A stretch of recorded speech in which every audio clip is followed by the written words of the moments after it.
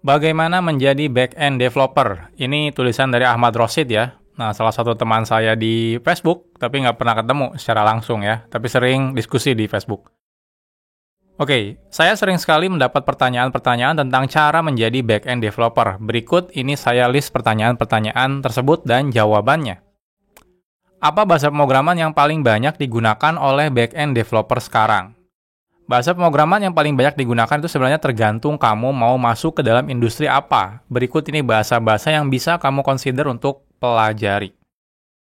Perbankan, Java atau JavaScript. Oke, emang bener sih kalau perbankan itu banyak banget yang menggunakan Java ya, dari kayak BCA, Mandiri, BNI, terus kalau nggak salah itu BTPN gitu ya, itu banyak banget yang menggunakan Java. Jadi kalau teman-teman pengen masuk ke perbankan gitu ya, atau banking lah istilahnya ya, atau bahkan yang korporat-korporat yang gede gitu ya, seperti asuransi gitu ya, seperti kalau tidak salah tuh dulu teman saya pernah di Allianz gitu ya, itu juga sama pakainya Java. Nah, ini JavaScript saya nggak tahu ya maksudnya JavaScript apa, apakah front-end, oh nggak mungkin front-end ya, karena ini back-end-nya. Tapi saya kurang tahu sih apakah bener ada gitu ya, yang back-end ya di perbankan itu yang pakai JavaScript. Setahu saya itu Bang Jago pakai Node.js. Itu dulu ya, tahun 2011-an pakai Node.js. Nah, cuma saya nggak tahu juga bahasanya beneran JavaScript atau bahkan TypeScript ya, kurang tahu. Nah, tapi terakhir-terakhir itu teman saya yang programmer Java itu masuk juga ke Bang Jago, dan di sana juga dia codingnya pakai Java. Jadi mungkin kombinasi ya antara Java dan Node.js di Bang Jago. Nah, selain Bang itu saya kurang tahu ya apakah ada bank yang beneran pakai backend-nya itu pakai JavaScript ya. Nah, tapi kalau Java ya emang bener banget banyak perbankan yang pakai Java. Jadi yang programmer-programmer Java itu pasti banyak banget yang kerja di perbankan juga. Oke, startup. Startup, Golang, Node.js, TypeScript ya. Nah, Golang emang bener banyak banget dipakai sama startup ya. Nah, terutama startup-startup yang kecil, yang baru mulai merintis, itu banyak banget yang menggunakan Golang. Nah, kebanyakan startup itu biasanya diawali dengan yang mudah dulu, misalnya kayak, kan sekarang tuh paling gampang kalau bikin aplikasi ya pakai PHP atau Node.js ya. Nah, tapi nanti ketika mereka udah kena scalability issue, mereka mulai pindah nih ke bahasa yang istilahnya itu lebih bagus lah secara scalability-nya gitu ya. Performance-nya lebih bagus. Sebenarnya sih semua teknologi performance-nya bagus, cuma beberapa teknologi memang lebih mudah untuk dituningnya. Contohnya kayak Golang. Nah, selain itu juga Golang itu karena bahasanya gampang dipelajari, jadi banyak banget programmer yang belajar Golang itu cepet banget gitu ya. Jadi nggak nyampe sebulan udah bisa. Beda kalau belajar Node.js itu panjang, harus ngerti JavaScript dulu gitu ya. Nanti setelah JavaScript tuntas, belajar Node.js-nya. Nanti kalau udah Node.js-nya baru belajar TypeScript-nya. Nah, kayak gitu. Makanya memang sekarang banyak banget startup yang pakai Golang. Yang paling gede mungkin startup yang gede, contohnya mungkin ya kayak Tokopedia ya. Tokopedia udah pakai Golang. UMKM, PHP, dan juga JavaScript. Ini mungkin kalau UMKM itu kan skalanya kecil ya. Mungkin mereka butuhnya aplikasi-aplikasi buat internal gitu ya, buat company profile dan lain-lain ya. Memang sih kenapa banyak PHP atau juga JavaScript, karena paling gampang development-nya, habis itu juga paling ini ya, paling mudah deployment-nya. Karena kan kita cukup beli hosting aja. Beda sama yang lain kayak Golang, kita butuh PPS gitu ya. Perbankan juga misalnya contohnya kalau Java kan butuh juga PPS minimal gitu ya. Nggak bisa di hosting biasa, itu nggak bisa ya. Pakai self hosting itu nggak bisa. Makanya mungkin kayak UMKM, ya skalanya kecil, masih banyak yang menggunakan PHP atau JavaScript. AI, ini AI harusnya udah bukan back-end ya. Harusnya nggak relevan nih kalau AI. Ya AI aja gitu ya. Bisa nggak dari back-end ke AI? Bisa aja sebenarnya, cuma perlu jadi pertanyaan adalah orangnya misalnya ngerti statistik atau enggak gitu ya. Karena biasanya harus orang yang benar-benar ngerti statistik, matematik kayak gitu. Kalau contohnya kayak orang-orang kayak saya gitu ya, yang memang back-end-nya ya pengennya ke sistemnya gitu ya, jadi nggak terlalu ngerti statistik dan lain-lain, ya agak sulit ya. Tapi memang kalau misalnya di AI, itu banyak yang menggunakan Python. Nah, saya kurang tahu RAS ya, terutama di Indonesia, apakah banyak? Setahu saya sih belum beneran ada gitu ya, yang benar-benar pakai RAS kalau di Indonesia ya. Ya, correct me if I'm wrong ya, kalau teman-teman sekarang di tempat kerjanya pakai RAS, monggo di komen ya, perusahaan apa gitu ya, yang sekarang sudah pakai RAS di Indonesia. Untuk permulaan, saya akan sarankan kamu untuk belajar setidaknya 3 bahasa, yaitu Golang, TypeScript atau JavaScript, dan PHP. Nah, saya nggak tahu nih kenapa direkomendasiin 3. Kalau saya sih rekomendasiin 1 aja gitu ya. Takutnya kalau 3 kayak gini, pusing ya. Kesini belum dalam udah pindah, kesini belum dalam udah pindah gitu ya. Lama-lama cuma ya nggak ada yang ngerti gitu ya. Jadi mendingan satu fokus gitu ya. Fokusnya yang mana? Kalau teman-teman targetnya, oke saya pengennya ke corporate company, kayak misalnya perbankan gitu ya, atau misalnya asuransi dan lain-lain, ya udah fokusnya di misalnya Java. Oke saya pengen ke startup misalnya, ya udah fokusnya misalnya Golang atau Node.js. Oke saya pengennya bikin software house sendiri, tapi target saya UMKM misalnya, ya udah kita bisa pakai PHP atau JavaScript aja misalnya. Oke, nextnya apa yang harus dikuasai kalau ingin bersaing di dunia karir sebagai backend developer? Untuk bersaing sebenarnya mudah. Yang perusahaan banyak cari adalah kompetensinya. Nah, berikut adalah skill yang wajib kamu kuasai untuk bisa bersaing dalam dunia backend. Nah, ini terutama kalau misalnya kalian udah masuk ke dunia backend mungkin ya. Karena kalau di awal-awal harusnya sih kalau junior ya nggak terlalu harus jago banget untuk sistem desain, contohnya kayak gini. Sistem desain ini berkaitan dengan bagaimana kamu akan mengambil keputusan saat membuat backend service. Yang paling penting adalah kamu tahu benar alasan dari arsitektur yang akan kamu buat, kelebihan dan kekurangan, serta alternatifnya. Kalau misalnya kita udah masuk ke senior, kita memang harus ngerti tentang sistem desain. Kenapa? Karena sistem desain tuh kayak sebelum kita ngelakuin sesuatu, kita harus tahu kira-kira kita mau ngapain. Dan kira-kira ke depannya bakal seperti apa challenge-nya. Jadi dengan di awal kita tentukan sistem desain yang benar sesuai kebutuhan, harapannya ke depannya ketika challenge-nya itu beneran datang, kita udah nggak kaget lagi. Nah kayak gitu, makanya banyak butuh orang-orang kayak contohnya ada arsitek gitu ya, ada misalnya principal engineer. Nah itu memang biasanya yang fokus ke sistem desainnya. Jadi untuk mastiin nanti ke depannya bakal seperti apa sih aplikasinya. Ya secara sistem aplikasinya ya, bukan secara fiturnya. Database optimization, anak-anak BN tidak akan jauh-jauh dari database. Untuk itu, kamu wajib banget belajar cara optimasi database, bagaimana cara membuat query yang agar tidak lambat, dan membuat tabel atau database skema yang optimal. Nah, buat teman-teman misalnya yang sebelumnya kuliah jurusan IT ya, itu pasti belajar yang namanya basis data ya, atau juga sistem basis data. Nah, di sana akan diajarkan tentang normalisasi database gitu ya. Denormalisasi database. Nah, itu wajib dikuasai ya. Kalau sampai waktu kuliahnya nggak pernah masuk materi itu, hati-hati karena itu wajib banget. Karena saat kita bikin aplikasi, kita harus beneran ngerti gimana cara ngedesain si database-nya biar bagus ya. Nah, jadi makanya ada istilahnya itu normalisasi database, tapi nanti keadaan tertentu kita bisa melakukan denormalisasi, jadi kebalikannya. Tapi biasanya untuk ngincar performance-nya. Saya juga pernah bikin videonya tentang basis data, teman-teman bisa belajar di sana. API, dalam dunia modern ini kebanyakan yang akan dilakukan oleh backend developer adalah membuat API. Jadi ini wajib kamu pelajari, yang paling populer adalah RESTful API ya, dan GraphQL API. Silakan pelajari dua-duanya, intinya ini adalah sebuah best practice untuk mengirim data kepada front-end developer. Oke. Sebenarnya istilahnya itu bukan API ya, dulu itu istilahnya itu adalah RPC, Remote Procedural Call ya. Nah, jadi remote procedural call itu istilahnya tuh dari satu aplikasi mau manggil aplikasi yang lainnya. Nah, contohnya implementasi sekarang kebanyakan orang menggunakan REST API. Pada zaman dulu tuh sebenarnya masih banyak ya teknologinya. Sebelum adanya RESTful API, contohnya ada web service SOAP ya. Habis itu ada Corba gitu ya. Ada banyak banget sebenarnya. Nah, sekarang contohnya yang populer adalah REST API dan GraphQL API. Ada juga yang lumayan populer sekarang adalah gRPC ya. Itu juga teman-teman bisa pelajari. Jadi memang ya kebanyakan kalau developer backend ya cuma nyediain sistem gitu ya yang memang buat dipanggil aja ya. Rata-rata sih sekarang bilangnya API ya. Dulu itu bilangnya adalah RPC, Remote Procedural Call. Buku apa aja yang harus saya baca? Saya sendiri tidak terlalu sering membaca buku, akan tapi jika kamu bisa memahami buku berikut, saya yakin kamu akan siap untuk bersaing jadi backend developer. The Pragmatic Programmer. Oke, buku ini sebenarnya buku bukan untuk spesifik programmer backend ya, tapi lebih general semua programmer. Jadi ini seperti soft skill-nya gitu ya.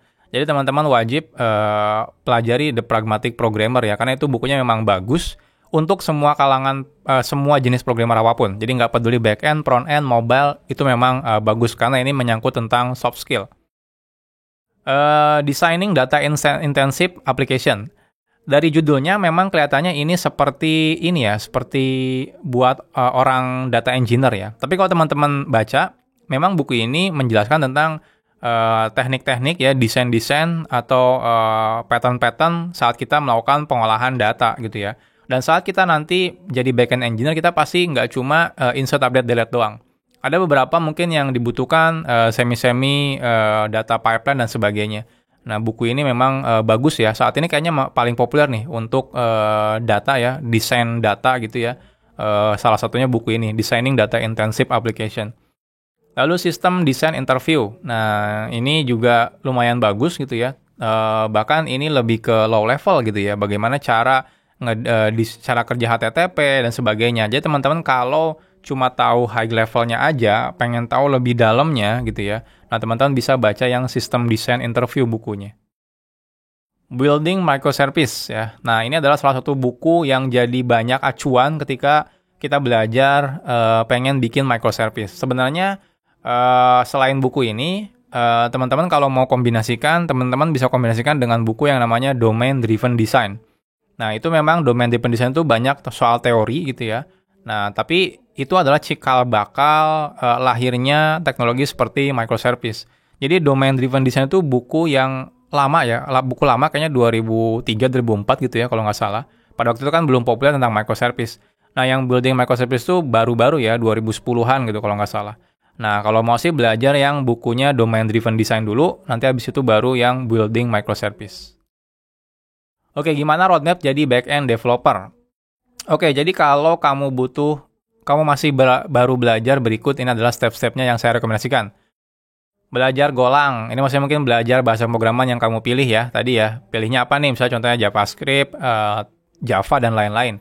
Nah, habis itu buat REST API. Nah, jadi memang ya karena backend itu kebanyakan bikin API ya atau RPC, ya memang saat ini sih yang populer pasti REST API ya. Jadi memang wajib minimal ngerti REST API. Nah, saya udah pernah bikin juga ya banyak kelasnya entah Golang REST API, Laravel REST API gitu ya. Ada Node.js, ada Java, ada Spring Boot, itu teman-teman tinggal pelajari aja. Belajar MySQL, ini adalah database ya. Contohnya misalnya coba desain sebuah database, contohnya misalnya untuk toko online. Jadi memang yang namanya backend ya pasti kita perlu ngerti database gitu ya. Jadi teman-teman pilih minimal satu relational database, contohnya adalah MySQL.